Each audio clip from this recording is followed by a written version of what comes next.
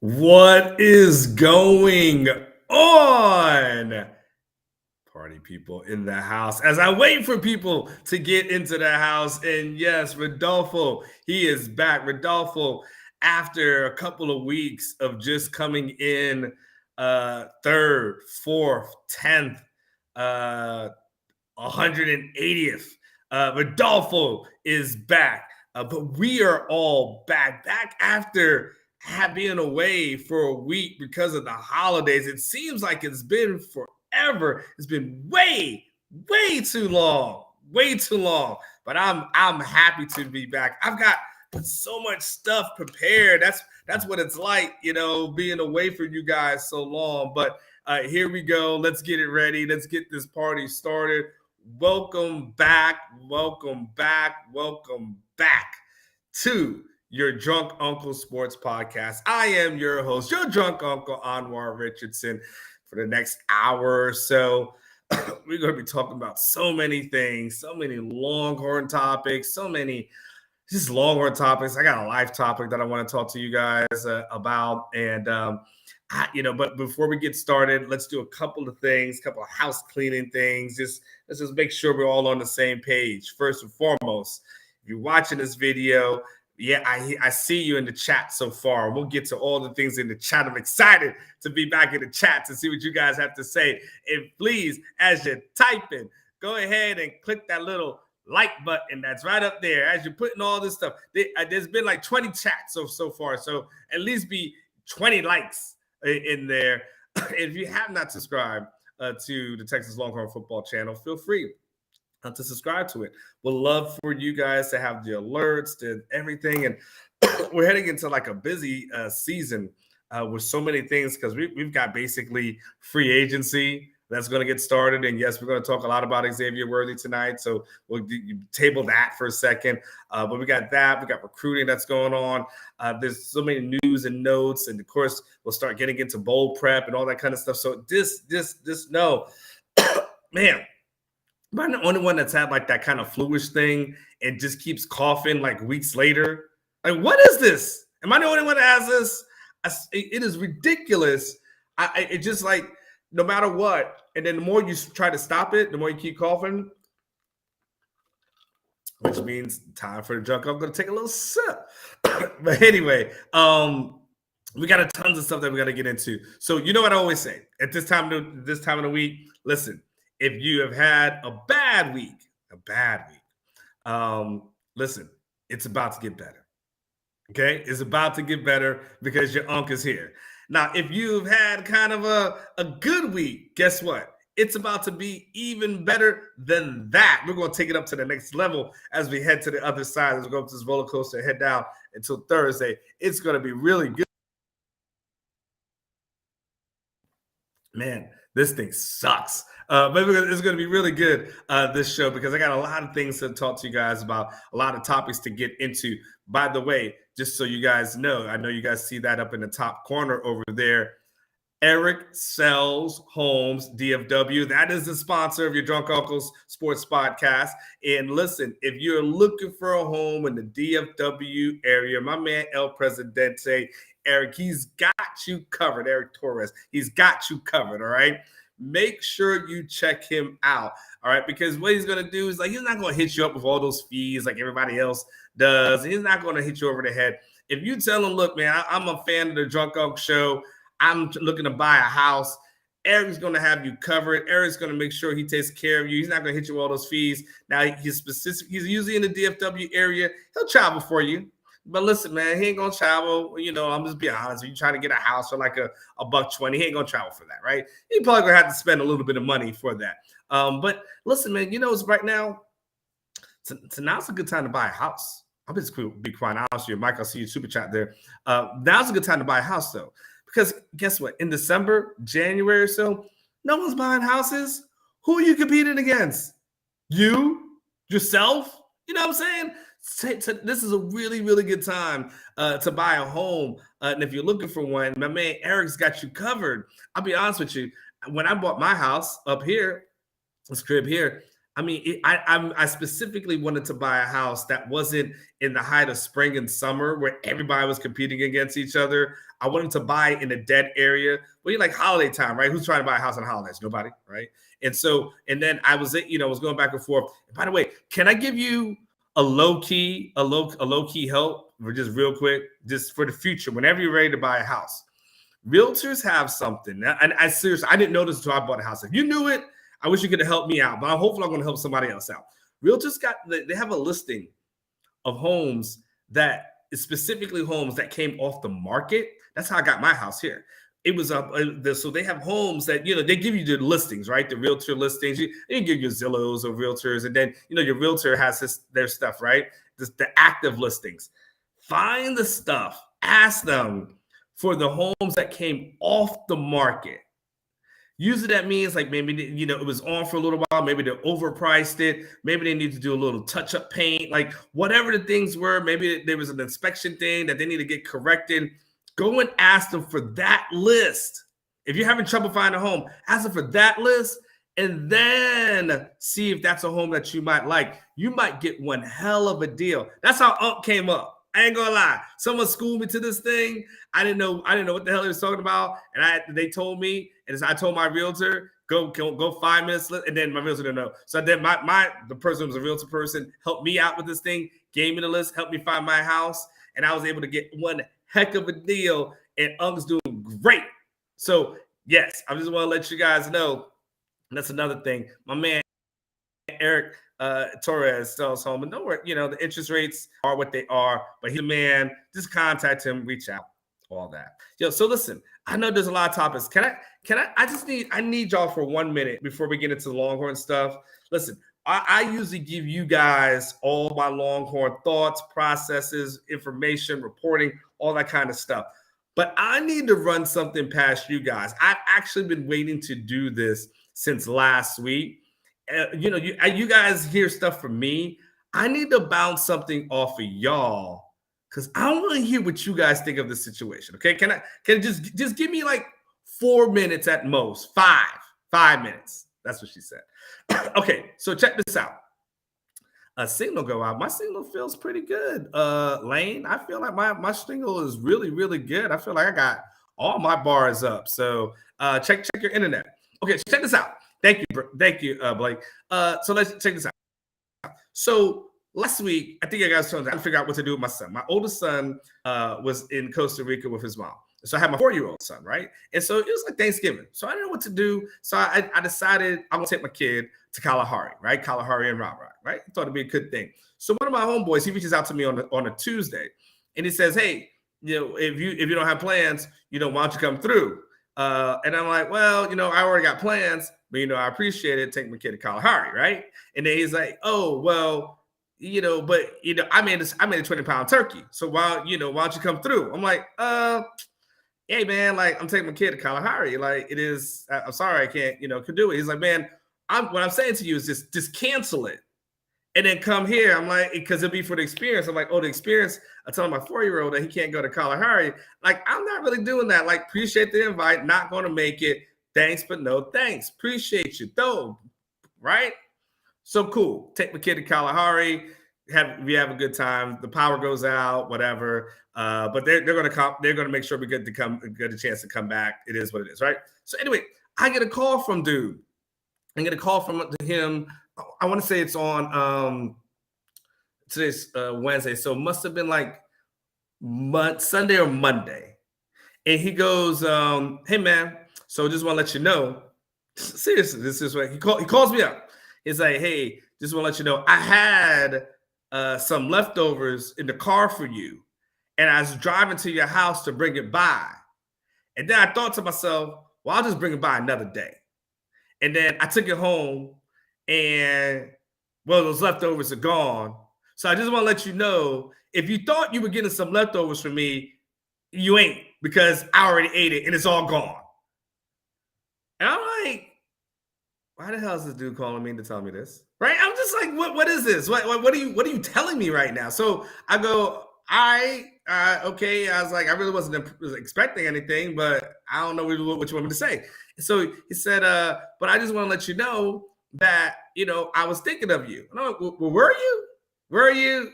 He's like, no, I was thinking of you. I was like, you wasn't thinking much of me not to eat the food that you had set aside for me. So I don't really know. He's like, remember you had like COVID a couple of years ago, and you remember I brought you some some groceries, and I'm like, yeah, but you like didn't eat my groceries. You like left it at my door. So I'm like, what do you want from me right now? Like, what are you expecting in this conversation? When you picked up this phone, what were you expecting from the conversation? Because I'm not really quite sure what you want from me out of this conversation. And so eventually I just got off the phone. Is homeboy a hater?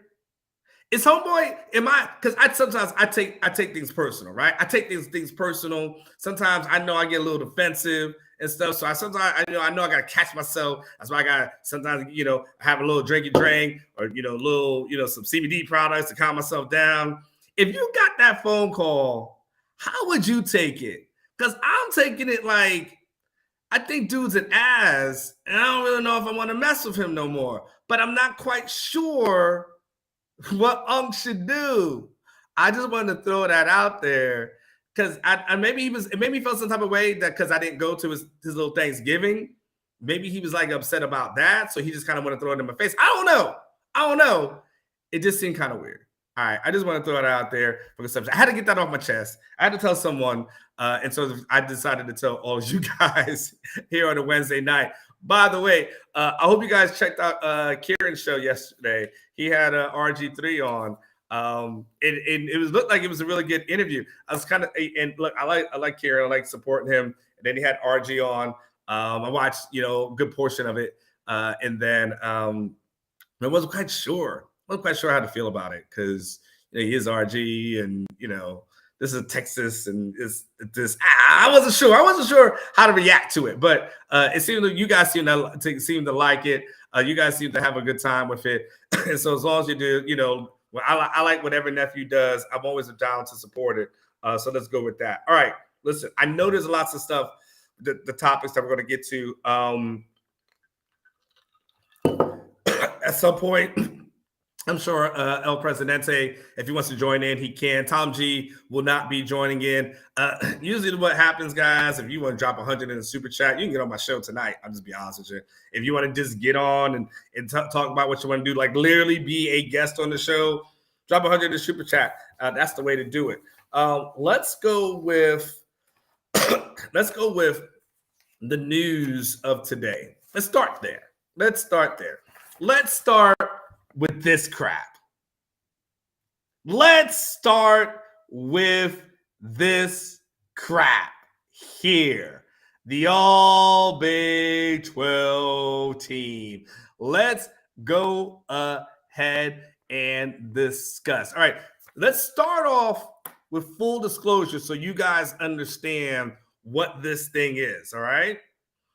This thing was not put together by the media. Okay, this thing was not a media thing of the writers who got a chance to vote on this. This actually was done by the coaches. If you look at the press release that was there, it says selections are made by the league's 10 head coaches who are not permitted to vote for their own players. So this is the trouble that you kind of get into sometimes. Because a lot of times we say, well, we don't want the media to vote in certain things because you sometimes worry about regional biases. And then you have a list like this, and you say to yourself, you know what? Probably would have been good to have the media vote on this. It probably would not have hurt to have the media vote on this thing because there's certain things that you look at. First and foremost, let me say this. That I will say this about the Big 12 and all these kind of things. I used to be a Hall of Fame voter. I don't know if you guys know that. It's not to brag on anything or to that effect, but I used to be an NFL, a Pro Football Hall of Fame voter. And I took that job very seriously. It is a very long, extensive, year-round job. It is not something that you just show up Super Bowl Sunday and you vote in that thing. It's literally a year-round selection process. It's a lot of work, but I loved it, and I loved being a part of it and being a part of history. But the thing that I think is important when it comes to voting and stuff like this, and tell me if you agree, voters, these coaches, their votes should be made public. All of their votes should be made public. We should have the opportunity to see who voted on who. Because to be able to hide behind these pieces of paper, but we don't know who you voted for, that's the thing that I need to know. That's the thing to me that's kind of shitty about this whole process. That's the thing that's kind of messed up about this whole process, because I don't know, but I would love to know who didn't vote for Kelvin Banks. Let's start there. I would love to know who didn't vote for Kelvin Banks. Who are the haters that decided they weren't going to vote for Kelvin Banks? Could it be the people or the teams that Kelvin Banks shut down? Is that the people that didn't vote for him? I want to know if Mike Gundy voted for him or didn't vote for him based off of Kelvin Banks deciding that he was going to decommit from Oklahoma State at one point. Tell me, show me. Don't hide. Don't hide. Don't be weak. Let me know. They should have tweeted out, these are my votes. Now, sometimes, and I'm just going to tell you, because Unc knows a little something, I'm going to end you. Here is the scary part. Sometimes it's not the coach who's voting for these things. Sometimes the coach kind of signs someone on the staff who votes for it. You get what I'm saying? All right. So we know, like in any of these things, people get robbed. We know Kelvin Banks got robbed. And you know, at the end of the day, there's not a single NFL team that's going to look at Kelvin Banks and say, you know what, you are a monster. You look like one of the best offensive line prospects we have seen in years. But you know what?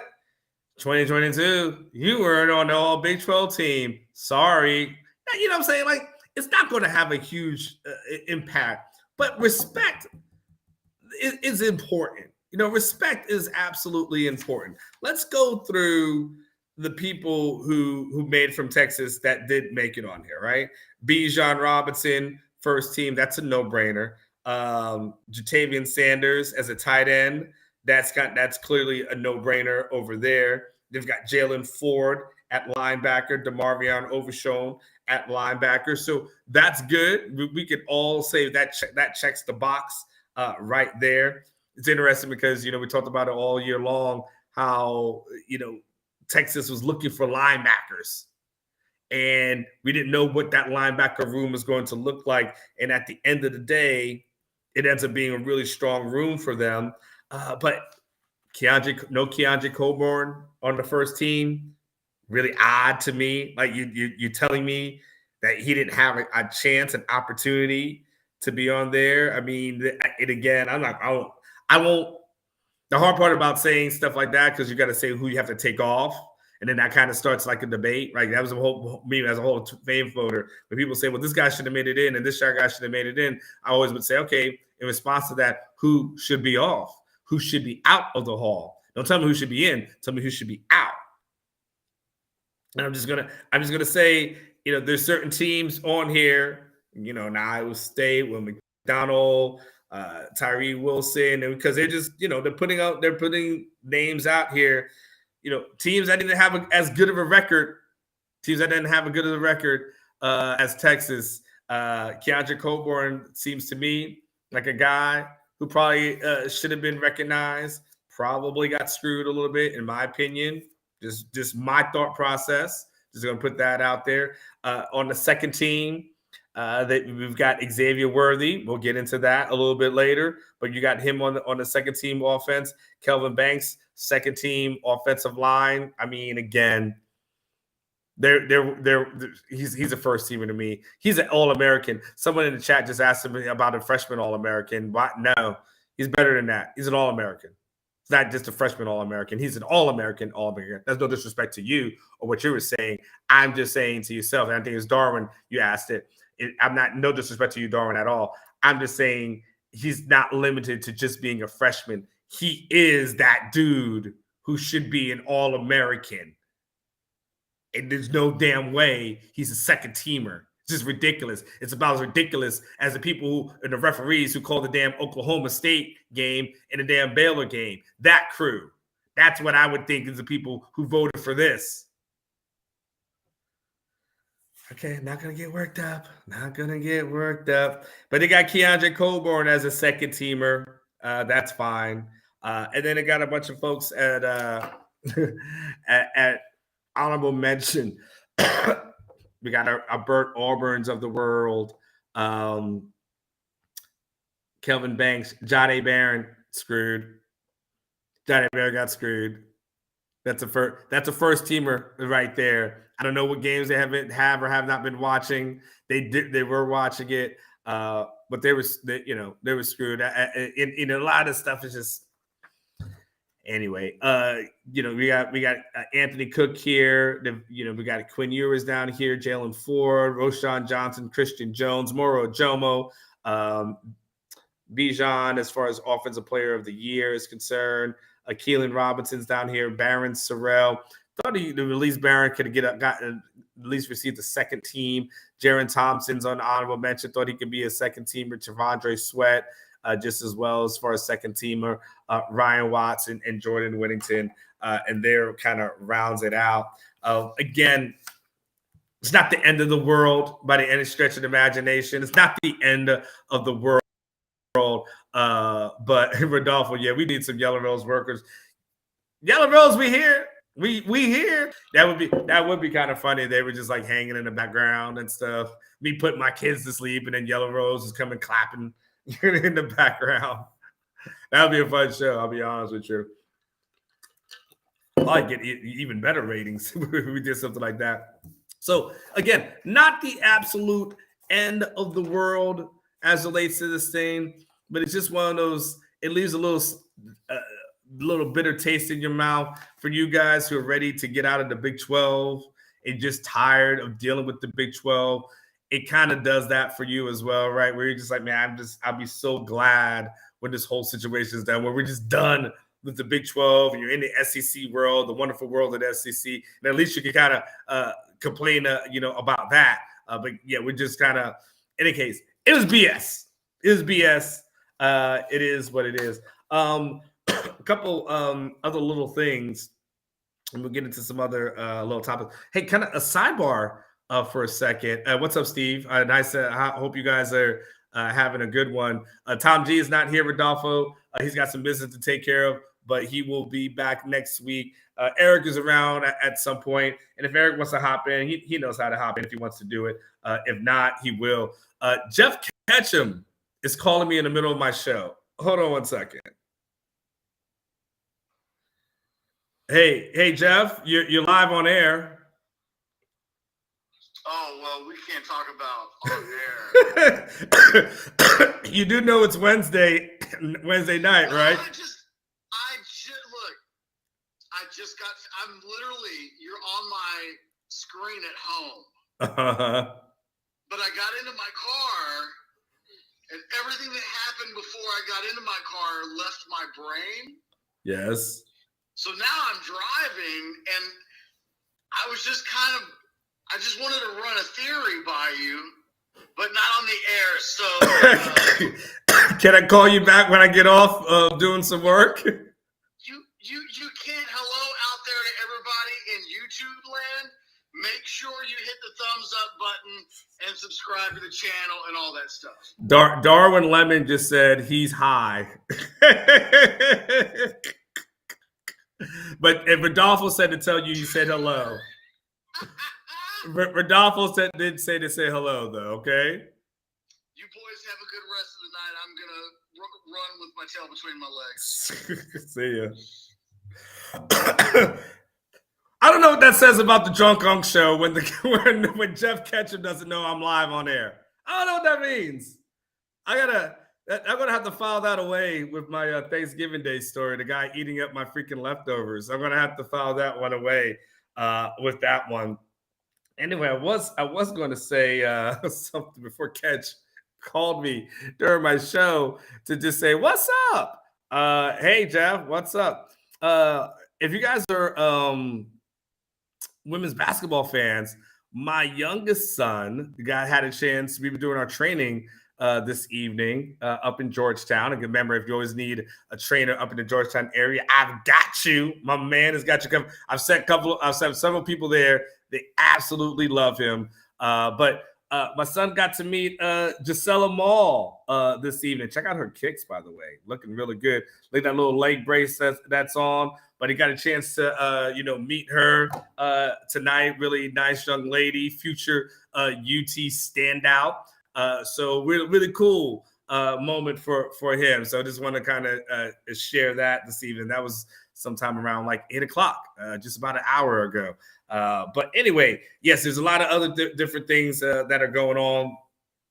And we'll get into some of the news and the notes of everything that's going on.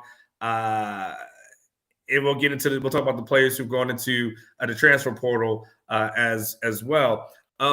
So here's where we stand.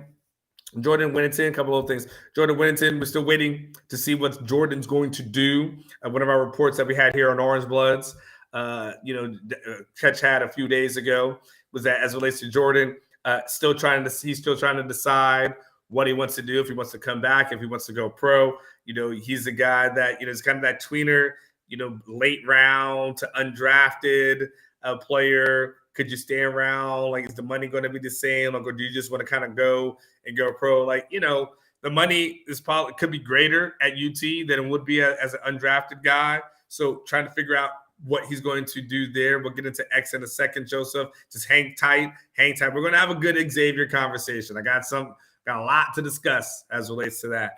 But we got that thing there. I've heard, I'm just going to go different topics for different things as relates to Bijan and the bowl game. And it's rumor season.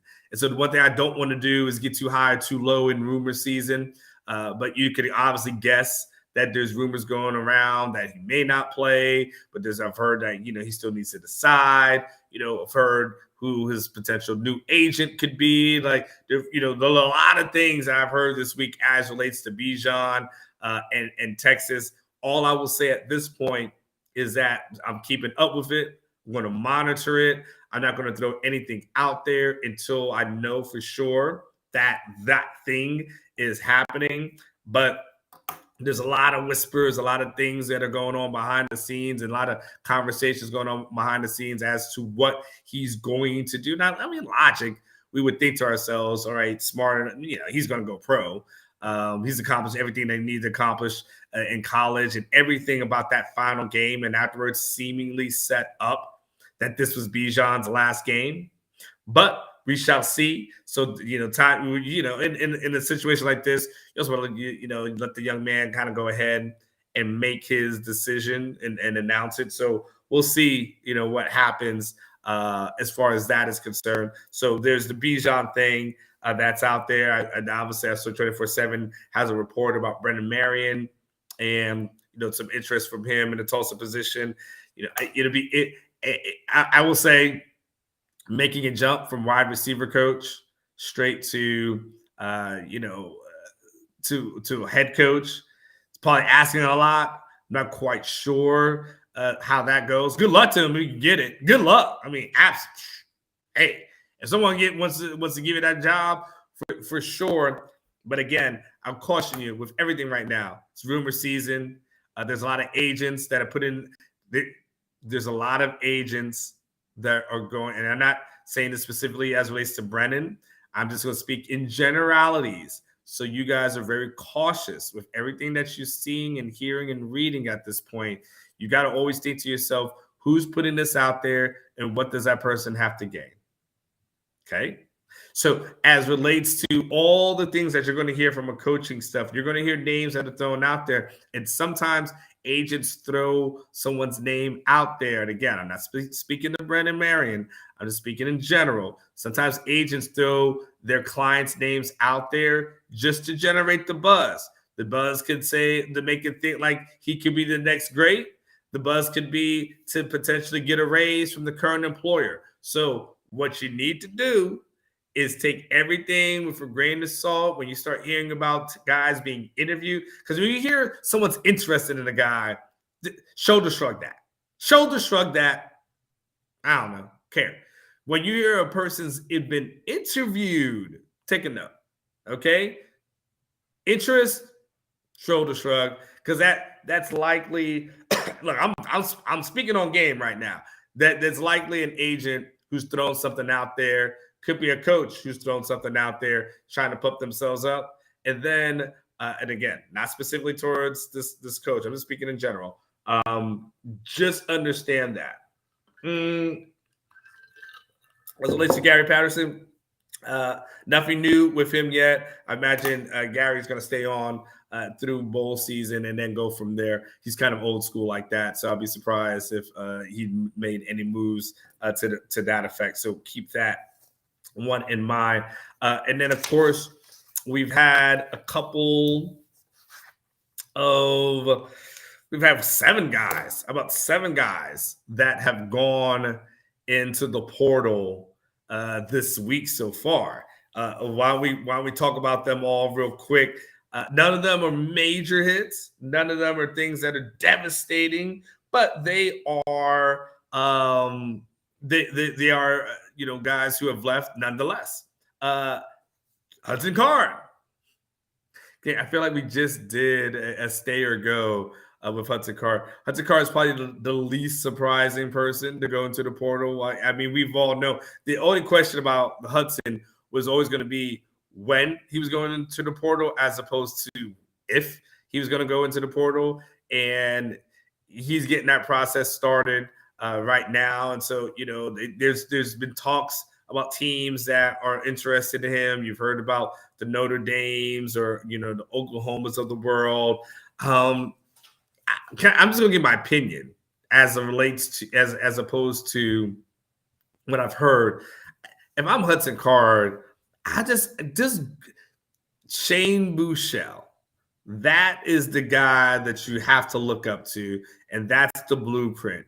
Go to a really good non-Power 5 program, put up a lot of good points. So go to your Houstons of the world, or which will be Power 5 at some point. But then, of course, but at SMU, put up a lot of good numbers. It put up 3,000, 4,000, something like that. UTSA, right? Go up there and ball out for Jeff Traylor, and then go somewhere, try to get into the NFL. But don't go somewhere where you're going to find yourself in a real quarterback battle. And if something goes wrong, they're going to bench you. They're not as invested in you. And I just go somewhere where they love you. That's what I say. Go somewhere where they are absolutely in love with you.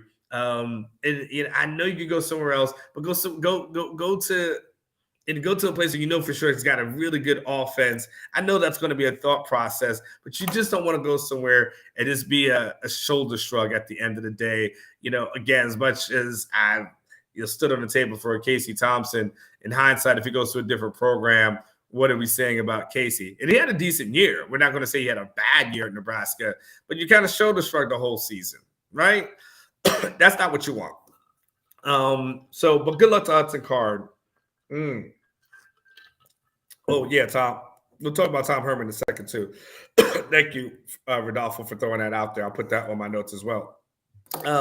Troy O'Meara, it's kind of interesting, but, for whatever reasons, it just didn't work out with Troy. Like, there was a time when Troy gets here as a freshman, and Troy is just viewed as that next dude. Like, everyone's talking about how great he's going to be. And there was injury after injury after injury. He was supposed to be healthy this season, never could get on the field. And if, Troy O'Meara needs to go on and find, greener pastures somewhere else. So, for him to play right now is definitely somewhere he needs to go. Andre Carrick is a person that is, go ahead and heads on out. Prince Dorba is a guy that, seemingly, got a little bit of playing time, but, we've always heard like rumors as relates to Prince Dorba. Like, was he here? Was he not? Like, mentally, did he want to be here? Did he want to be not? And then eventually, it's about, it seems like he's getting passed over. And so it's probably time for Prince Dorba to leave. DJ Harris didn't play that much. Jameer Johnson from California. It's hard when the guys come from a different state and don't get a chance to play that much. And so, he kind of becomes passed over. And JD Coffey, second-year player, he was 52 defensive snaps this season. But was passed on the depth chart by Michael Taft.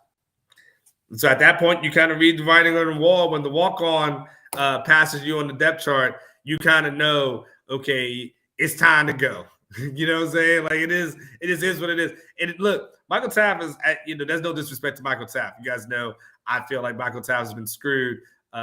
He needs a scholarship. Now, of all the questions I asked Steve Sarkisian in the press conference, the one question I probably need to ask him, maybe I saved this for signing day, is, hey, man, what the hell does Michael Taft have to do to get a scholarship around here? He plays a lot of snaps. He helped you recruit Arch Manning. What else does he need to do? Steve Sarkisian ain't that guy that, is giving out scholarships to the walk-on, those fun videos before the season. We don't see that under the Sark. Like, Sark's like, nah, I'm saving it for my real players who I know are going to play. Michael Taft, once again, deserves a scholarship. So then there's that. So I had said something real quick about Tom Herman. Here's the thing about Tom. I want to tell you guys this. Tom Herman ain't going to Cincinnati. So you guys, all that talk, all that speculation about Tom Herman going to Cincinnati ain't going to happen. This is not. They were not fond of Ohio when they lived there, and they're not going to go back to that. They're not going to be in that weather.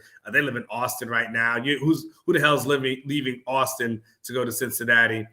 Their oldest daughter is about to become a freshman at UT, I think in the fall. Or actually, she might be enrolled at UT now, actually, come to think of it. I think she's actually in UT or going to be. One or the other. It's close. It may be next year that she goes in. Either way, Tom. I think Tom is going to sit back, relax. He's getting made about like $6 million, and so don't expect anything soon or new with Tom. I think it's gonna be something big or special that gets him off the couch, and I don't think it's just going to be for any particular job. So I would not go there with Tom Herman. So just keep that under wraps or things to that effect, or at least feather on your hat as you guys kind of throw that out there. All right, you guys listen. Let me see. Oh, okay. Got one of my sources text messaging me. Let me let this source know I'll doing a live show. Ow. I wish I could show you who this was. But I can tell you this much. It's important enough for me to feel like I needed to stop what I was doing to respond to that person. So just as a teaser, that's just how you know. Xavier Worthy. You guys have been asking about it, talking about it. That is the topic of the week, the topic of the next whatever. Let's just get into Xavier for a little bit. First of all, can I encourage you guys something? And I say this with all love. Let Unc say this with all love, all hugs, all everything. Stop. And I do mean stop. Stop trying to look at the social media post of a 19-year-old and try to decipher what that person is saying. Xavier Worthy is messing with y'all. Xavier Worthy's messing with y'all. Like, you have to stop. You have to stop. Don't feed into it. Don't feed into it, man. Do not feed into it. Xavier Worthy, he just messing with you, dude. So, all this stuff and him posting stuff, he knows you guys are going to react to that. Like, he knows that's like chum in the water. Like, he's enjoying this. And sometimes when you give people that satisfaction, then they're going to keep doing it. Some people, what was that Batman quote? Some people just like to watch the world burn. Was that the quote from Batman? Was about from when they were talking about the Joker? When he said about some people can't be reasoned with. I'm not saying he's crazy or anything to that effect. I'm just saying Xavier knows what he's doing. So first, it relates to Xavier. Stop feeding into it. Stop feeding into it. Second of all, the thing I would encourage you guys is let it play out. Just let this thing play out. Here's one thing I understand, and let me tell you about what from a reporting standpoint and understanding life. Okay, so from a reporting standpoint, let's keep it a buck, right? Xavier ain't happy.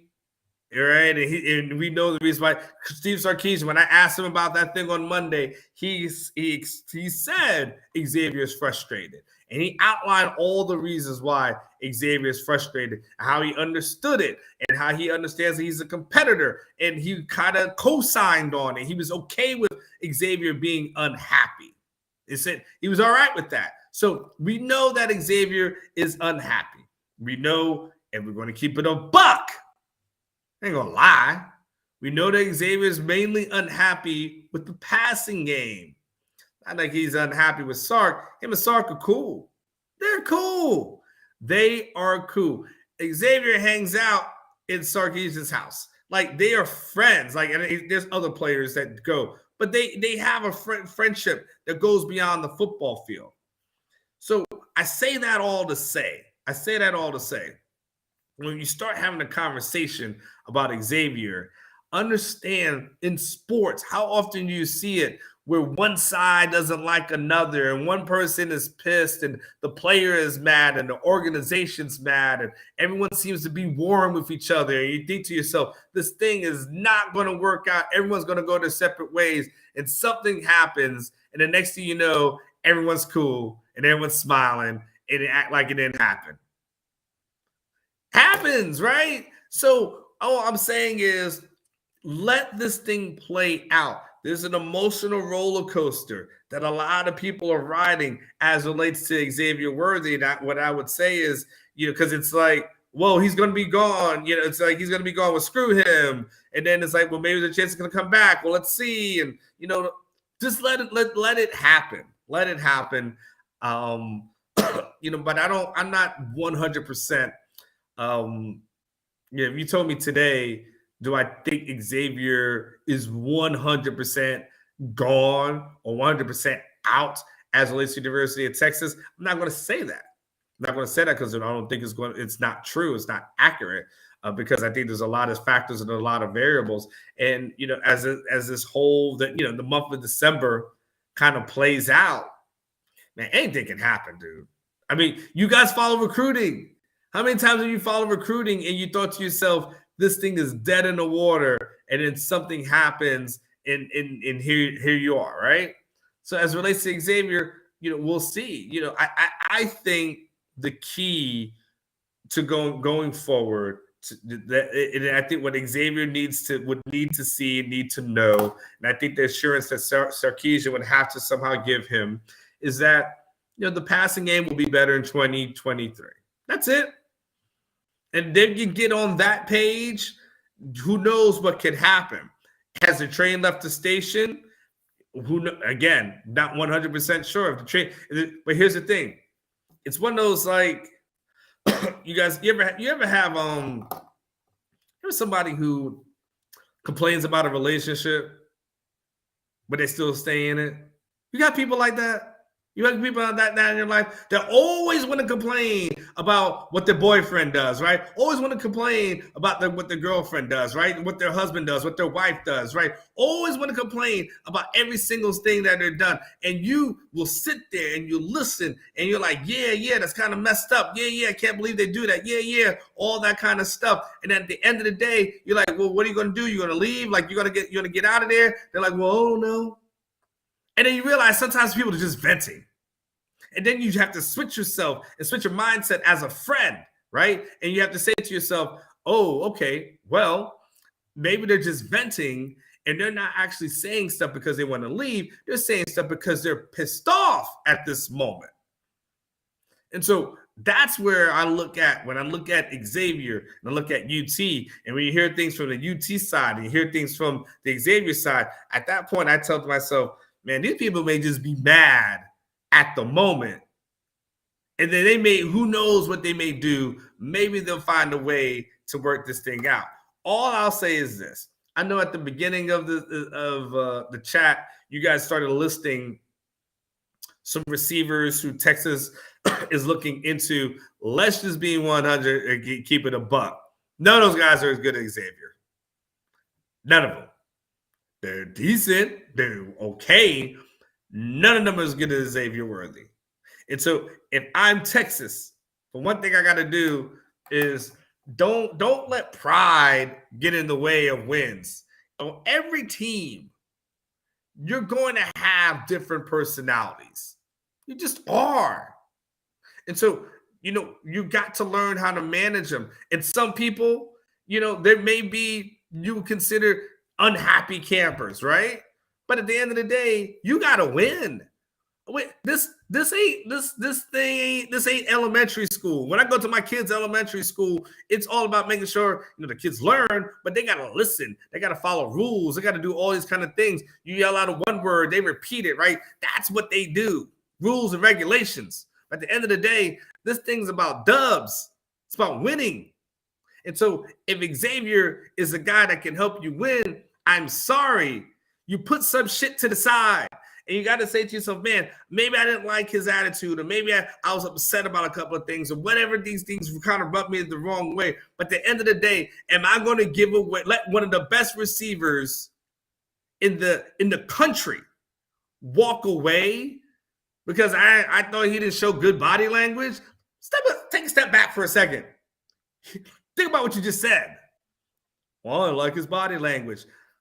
Do you like touchdowns? Do you like wins? I don't give it. Oh, great. Well, give me a guy who's got good body language and can't get open. Hooray. What the hell are you going to do with that? You're handing out awards for wins. You ain't handing out awards because, of personalities and attitudes. If that's the case, I mean, let's everybody just be Fellowship of Christian Athletes. And then we can just throw out that entire team and we don't have to worry about personalities. By the way, shout out to the Fellowship of Christian Athletes. I'm not dissing y'all at all, but you get the bigger point of what I'm trying to say. If Xavier's got whatever, I say for the greater good of trying to win ball games, forget the whole everything else. Win ball games to get past the 8-4s of the world. Okay, yeah, you didn't like how he acted. Okay, yeah, it was okay. Coach that out of him, work that out of him, but don't give up 20. Sorry, I want to talk about 21 touchdowns in 2 seasons. All right, or 21 touchdowns in 22 games, whatever that stat he wants to give up. Okay, cool. Don't give that up. That's what I would encourage you to do.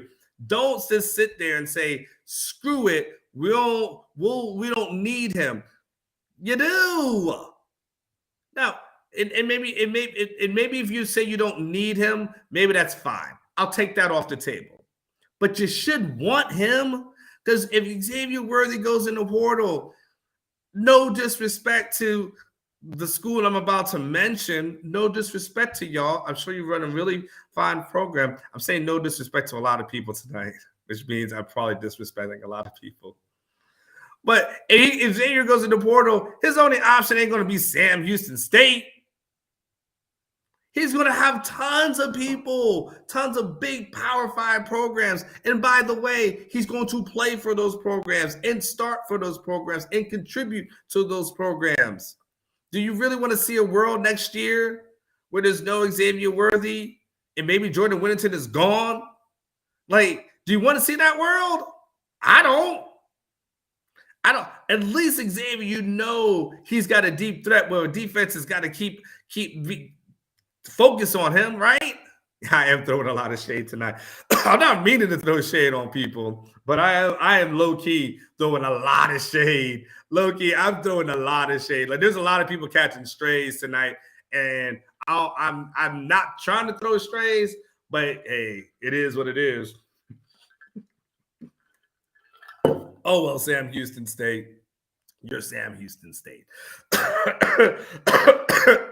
know what I'm saying? Sorry, Sam Houston State. Watch one day. Someone with Sam Houston. I'm going to be sitting out eating somewhere. Some dude's going to like give me the bird because he's a Sam Houston State alumni. He's a Sam Houston State. What the hell is a Sam Houston State, by the way? What is their what's their mascot? What are they? I know Rice is an owl, but what's a Sam Houston State? I'm going to stop because at the end of the day, like I'm probably going to get like bombarded by like 10,000 Sam Houston State people. So they're going to get like really pissed. All 2,000 of their alumni. Sorry. So anyway, if you're a Xavier Worthy, I think you're a Texas fan. Look, at the end of the day, imagine a world when you've got Xavier Worthy coming back. You've got Isaiah Nayer coming back, and I did ask Sarkisian about him on Monday, and didn't give a timetable for him coming back from that ACL injury. But he'll be back at some point next year. Look, at the end of the day, as long as he's ready for a season opener, that's all that matters, right? So if you could say you have Xavier, if you could say you have Isaiah Nayer, if you can say that you have Jatavian Sanders, right? That's a pretty good start, because I don't imagine a world when you don't have Xavier, you don't have Bijan, you don't have Roshan.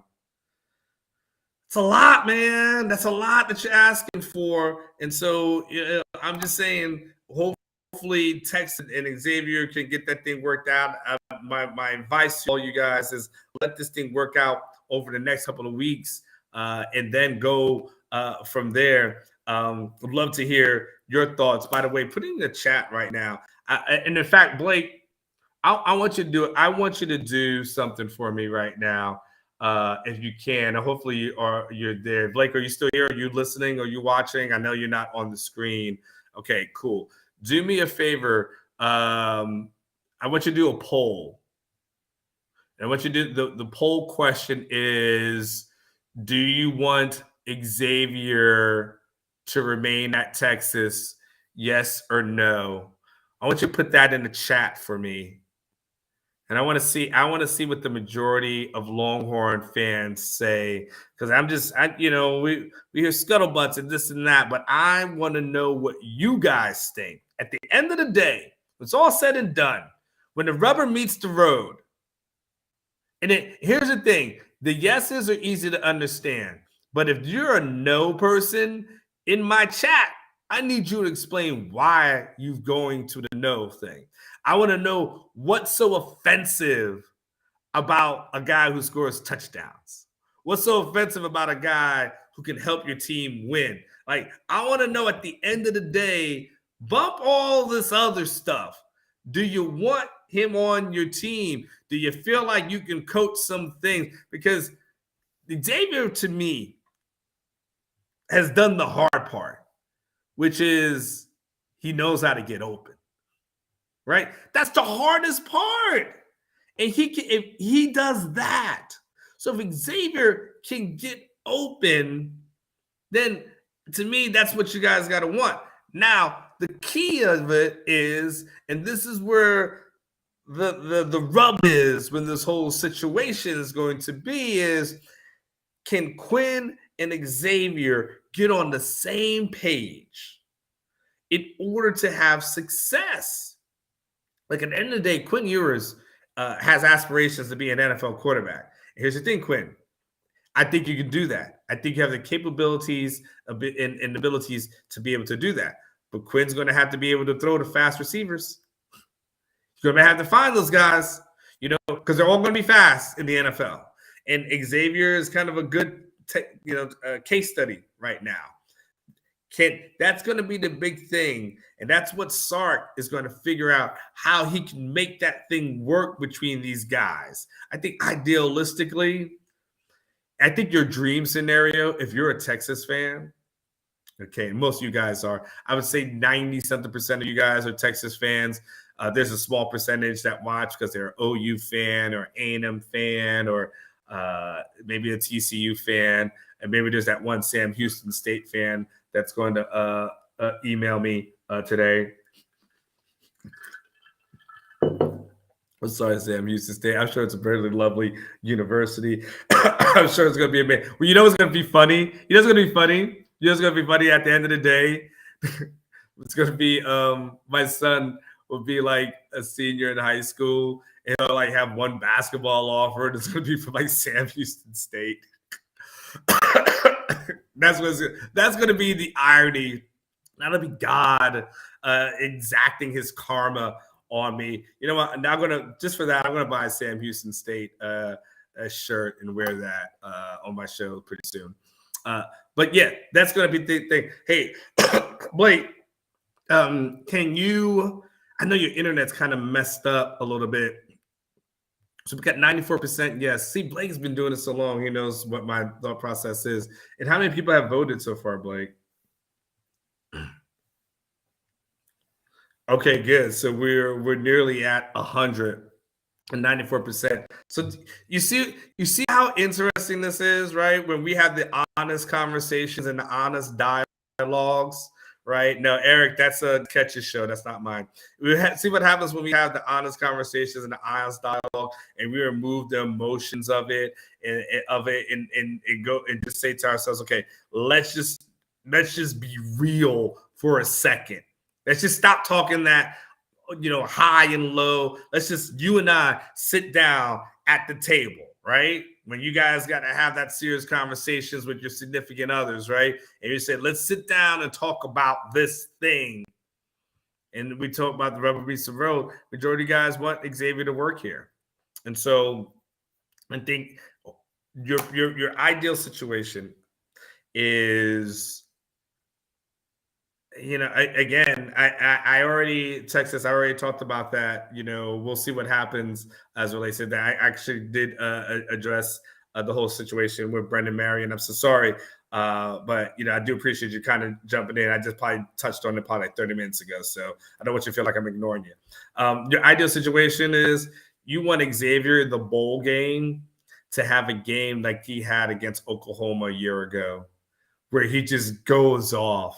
And you see that connection between him and his quarterback, and Xavier feels like, okay, for me to get to where I want to be, to get to that next level, I know I have it here. I've got the quarterback that can get it to me. And so I'm ready. I'm happy. I'm all those kind of things.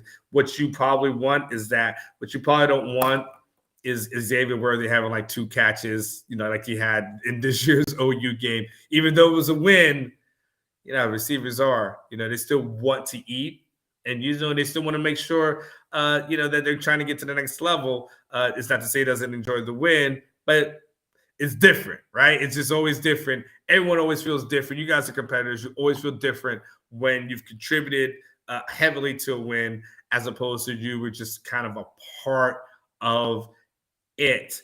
All right, let's do this for the next few minutes. Let's go to some questions. Let's knock out some questions. I don't think there's any super chats here, so not hit me with your questions. I'll do this for the next 5 to 10 minutes. So if you got some questions, hit me up. I'm going to try to answer as many of them as possible. I'm going to rapid fire them as many as possible. I'm going to try. I'm going to see how many we can get through in a short period of time. If you've got a question, you want it to be asked, but you want to answer it, I've got you. Blake, let's just go ahead and start putting it on. Oh, and El Presidente is coming in. So why don't we let El Presidente jump on in before we get ready to wrap up? My man. Guys, what's going on? I love what you got on right there. That's hot the hoodie right there. The hoodie. It is okay. Well, it looked better before you did that. I mean, I'm quite honest with you. But that is a nice Nike. Is it pullover? It is a pullover. No. It's a zip up all the way. It's cold up here in Arlington today. That temperature dropped yesterday, and boy, it's cold. Boy, we need you to sell some houses, El Presidente, so you can actually turn on the heat in your home. True. That's true. Right now, it's you're exactly right on that. It's a little cold, not only on the market right now, but here in the house until we sell some houses. All right. James wants to know, do you want Sark to give Malik Murphy snaps in the bowl game? For me, it all depends on, well, first of all, it'd be helpful because Hudson Card's gone. But, it all depends on where you're at in the game. Like, the snaps have to make sense. It can't just be playing him just to play him. You just can't put him in the second quarter just to give the guy snaps. It has to make sense for him to do it. So, idealistically, if Malik Murphy is getting snaps, that means Texas is ahead, and you can afford that. But if you're just telling me, do you want to give him some snaps in a 13-10 game in the second quarter? Not quite sure that makes a bunch of sense to the world. What about you, El Presidente? Well, I was a little bit disappointed. We had a couple games where we had blowouts this year, and you'd think, hey, get him engaged. You have 4 games to play him, but before you have to think if he's going to redshirt or not. And my is, get the kid excited, get him to look for something so he's not tapping his toe in that portal. Hey, is there something closer to Long Beach that I can go in and play at and not have to go through this mess again? And then our depth in that room, because if you honestly think about it, the depth in the quarterback room is going to be the best it's ever been come next year. Well, yeah, but yes, because you have 3 guys. You have Quinn, you have 2 5-stars, and then you have Malik. Yes. So you're right. So, that was just a little frustrating. But, here's the other question to that and the caveat to that. He had that accident on the scooter, what was said. Is he 100%? What was that the kind of big question? You didn't want to throw him in there, even just to hand it off, but you gave it, but you allowed the kid from Austin to do that this year a couple times. And we know that kid's never going to play here, but, we're hoping Malik sticks around, competes. And, again, we never know. He might have to play. We don't ever know. All right. Give me the next one, Blake. Oh, I'll let El Presidente do this one.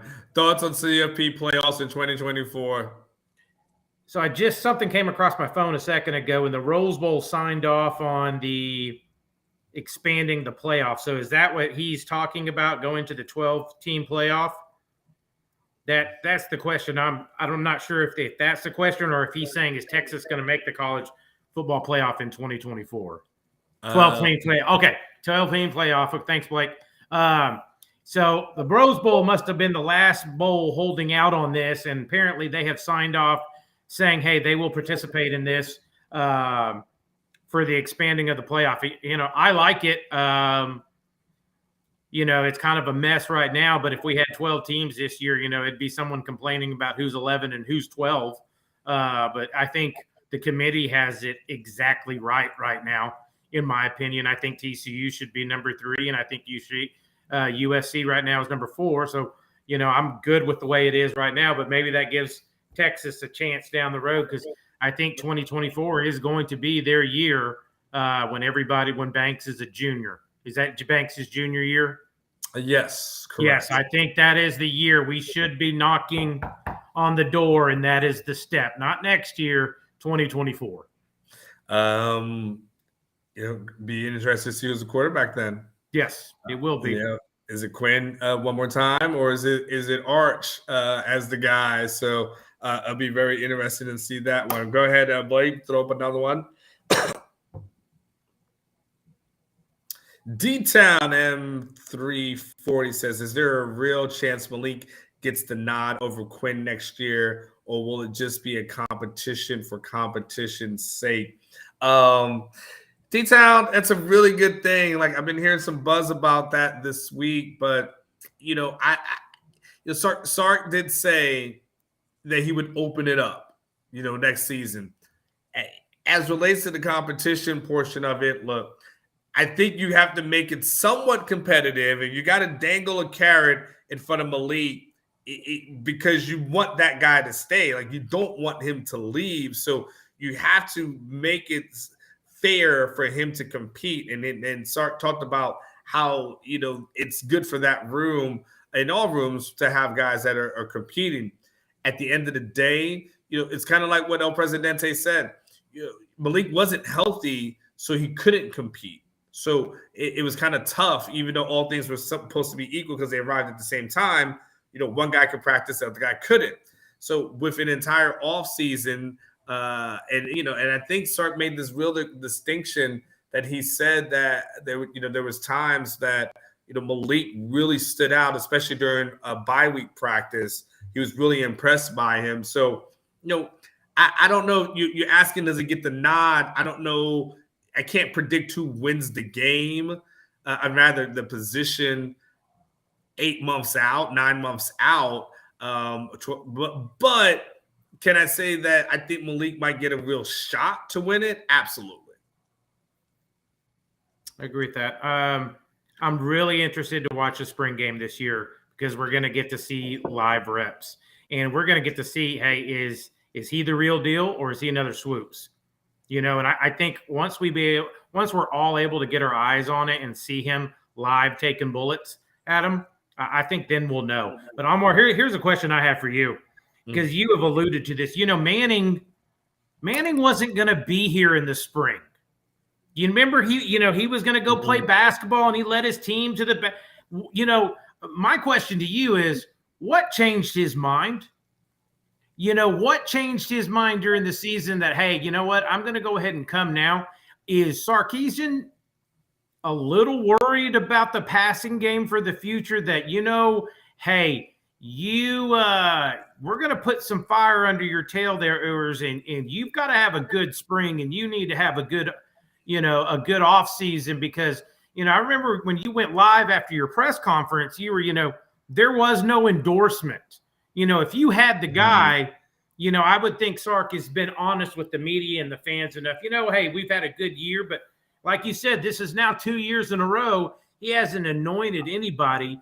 And then, you reported that, hey, Manning was going to be here in January. So to me, behind the doors that we don't see, I think there's some real concern about the passing game going forward.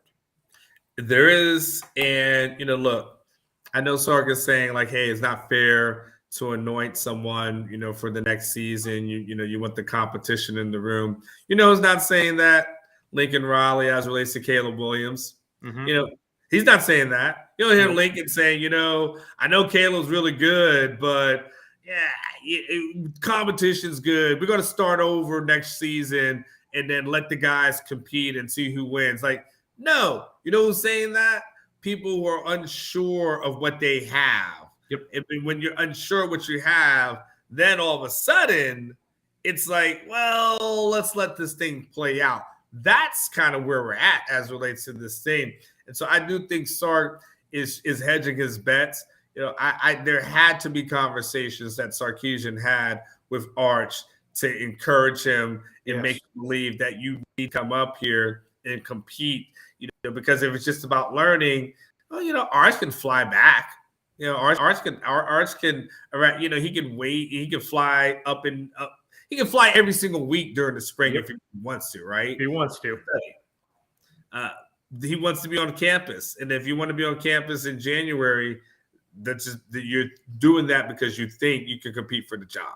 Yeah, and like I said, when you announced that, I go, the plan has changed. And it was right when we were having the struggles during the middle of the season.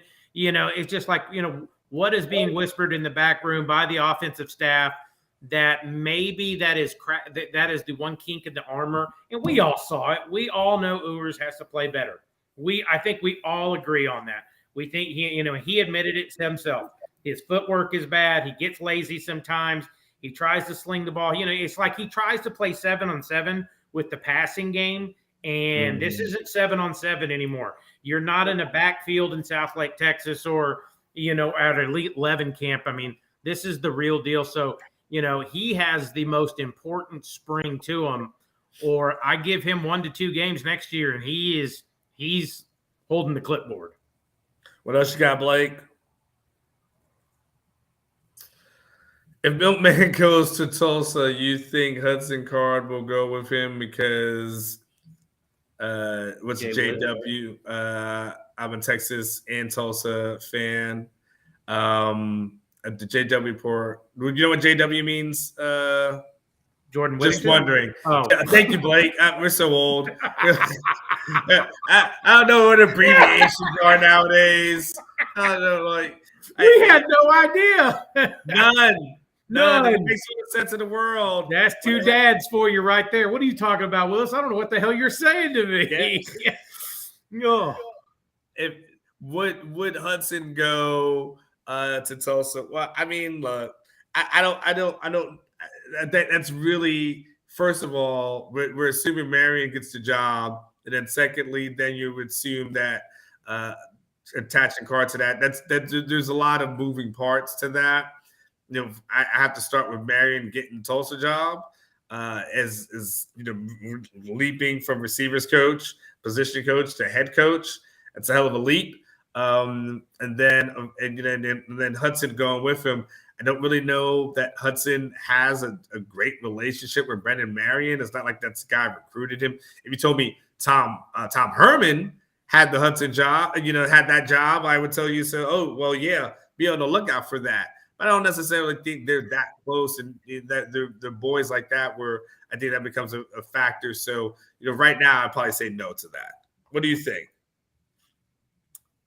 I just don't know enough about, unless he has some $1 million oil man up there saying this is my guy and he needs the job. I don't have any background other than I read his little bio. He was a great wide receiver there.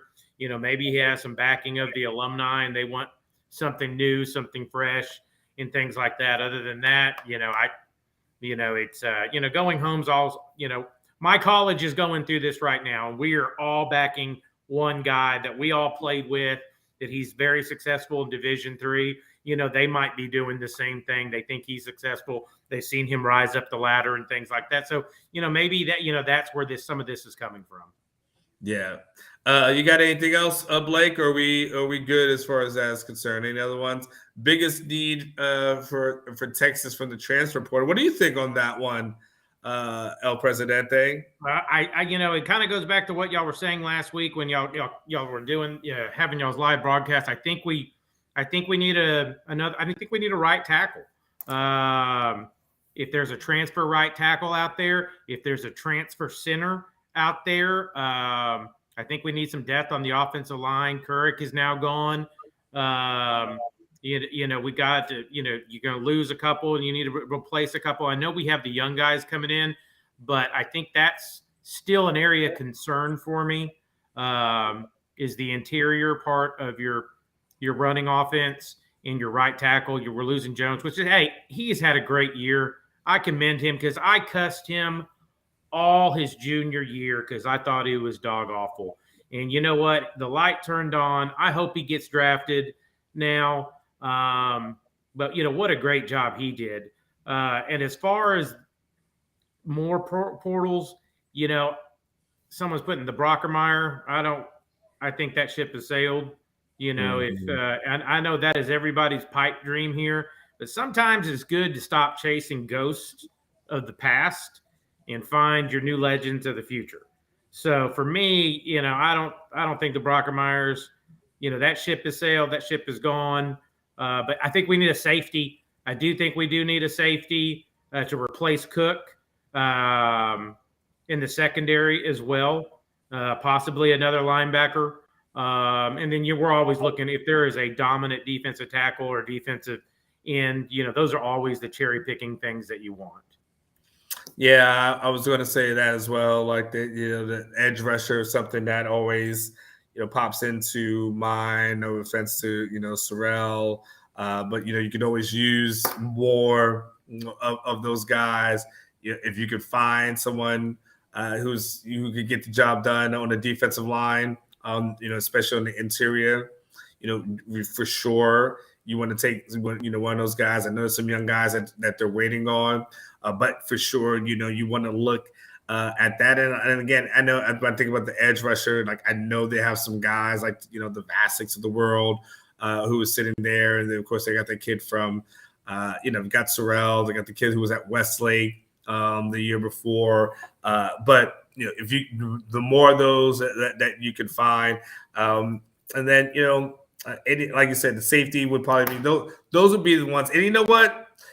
I wouldn't be 100% mad, El Presidente, if there was a good kicker in the portal, maybe even a punter. But if there was a good kicker who is reliable and you knew you can count on them for it, I would not be mad to have someone that can handle kickoffs and field goals. That to me would be someone I'd be 100% okay with. I agree with that. Every time Blake gets out there and he kicks, and my stomach just turns, and I just don't look. I just, kickers are a different breed. I do agree. That's the one thing I will tell you I agree with on Tom Herman. That Tom Herman said kickers are a different breed. Yes, 100%. All right, hey, before we go, El Presidente, tell everyone else. I told everyone, I started off the show by saying, hey, now's a good time to buy a house because you're bidding against no one in December. No, you literally you can just kind of pick your price at this moment because no one's buying houses before Christmas. Right after Christmas is a good time between now and before spring, when spring starts to heat up and is a little bit more competitive, when schools are going to get let out and it's time to start buying there. El Presidente, tell them what you can do. Well, guys, listen, the market is slowed down. Everybody's scared and things like that. And guess what? I totally get it. And if you want to call me and talk to me, hey, we're thinking about selling our house, we're thinking about buying our house, I'm going to give you the best advice I can. There is going to be no scripts, no pressure. I'm going to listen to your situation, and every situation is different from people. But if you weren't able to buy a house in the last 2 to 3 years because people were throwing stupid numbers at houses, now is the time, because no one's throwing stupid numbers at the houses, at homes right now. And that's the great thing, if there's a ton of inventory out there, and you know what? Location, where last year people were not having to settle and not do location. Now they're getting the areas where we want. So like I said, call me, text me, email me. I will tell you, look, I had a guy here on our show, and he was trying to find and trying to buy. And you know what? We felt like it was, save up a little bit more. Let's wait for a year. Let's let the calmness calm down, and then we'll go from there. So, again, I'm always going to tell you the right thing. You're not going to like it when I tell you the wrong thing is, because sometimes I'll tell you, hey, you probably need to walk on this situation, but I am going to be honest with you. And you know what? A little hope for the future, guys. I have been a TCU pseudo fan for the last week or two. Oh, wow. Because of my wife. Yeah. And I had to go to a TCU home game last week. And, I'm excited for her team's winning. We're going to the Big 12 championship. I'm disappointed that we're all not. Yeah, I know. I'm disappointed we're all not meeting here in Arlington. But here's the great thing I can say about the Texas Longhorns' future. Guys, we're in good hands. This year, last time, we all wanted it to end. Was it even fun to go to the stadium anymore? Was it fun to report? No. It was horrible. Everything about it was horrible. Everything was horrible. But you know what? At least going into Saturday night at 7:00, we still had a hope, and I just want everybody to remember, we all want to win, and we all want to win now. But I really feel like this roster is being built the right way, the correct way. And I did take a peek at TCU's, all the starters. They have one sophomore Everybody else is juniors and seniors. Our starting offense and defense was not built like that. So we do have better days to come. And it's just like I said, if I could tell anybody, hang on, it's going to get better. It's not going to get worse. And we have a bright future. All right, dude. Well, there it is. El Presidente, it was good talking to you. Yep. You guys, it's been great. El Presidente, by next week, we'll know what bowl game we'll be headed to. So, we'll get a full report from you of what it was like to be at the Big 12 championship game and watch a team competing not only for the Big 12 championship, but holding their spot in the CFP. So, be curious to see what that looks like. El Presidente, does that mean, real quick though, does that mean you're going to be traveling to follow TCU in the playoffs as well? I think TCU is going to lose Saturday. Oh, wow. I think it's hard to beat somebody 2 times a year. Okay, so you just want them to lose. Okay, that's fine. I'm okay with the hate. Let the hate flow through you. I embrace the hate, and I'm just going to be, I am praying that they look. I think it's going to be a shootout. I think it's going to be a great game. TCU's playing good football right now. That stadium was rocking and rolling. I don't know where you sit when you go there to do your press box stuff in Amon Carter, but they've got a great setup there. I've never gone there, and I sat up there in their club level. Oh, my God. It is all you can eat, great food, great seats. You got a great bar back there. I mean, it was a great environment, but I think they're going to lose Saturday. That's just me. And I think the whole committee thing is going to blow up, but that's me. I want them to have, oh God, look who's here. El Presidente, we know, we'll wish you luck on marriage number 3, okay? Yeah, sounds good. And for my man, El Presidente, Eric Sales Home DFW, make sure you hit him up. For my main man, Blake, who would come on, but something's wrong with his internet / cell connection. It just sounds like it's bad every time he gets on. So we're kind of reducing his role until he figures this thing out. And then for Jeff Ketchum and everyone else on this YouTube channel, for man Tom G, who couldn't make it, but she should be back next week. You guys have a fantastic night. Be safe. Remember what I always said, live each day like it's your last, because one day it will be. We'll talk again.